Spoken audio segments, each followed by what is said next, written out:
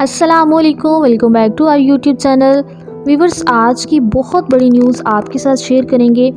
साबिका कप्तान और क्रिकेट के बहुत ही अच्छे बल्लेबाज शोएब मलिक ने अदाकारा सना जावेद के साथ शादी कर ली है और ये शादी पसंद की शादी है। साथ ही ये खबर सामने आई है कि शोएब मलिक और सानिया मिर्ज़ा की अलहदगी हो गई है। मज़ीद जानेंगे आज की वीडियो में। उससे पहले आप सबसे रिक्वेस्ट है, वीडियो को लाइक और हमारे चैनल अनाया खान को लाजमी सब्सक्राइब करें।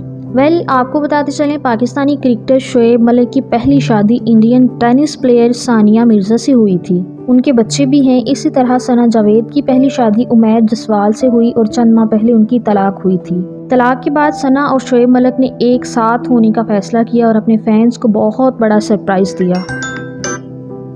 सना और शोएब के अकाउंट से उनकी शादी कंफर्म हो चुकी है। सना ने इंस्टा अकाउंट पर सना से सना शोएब मलिक नाम चेंज किया है।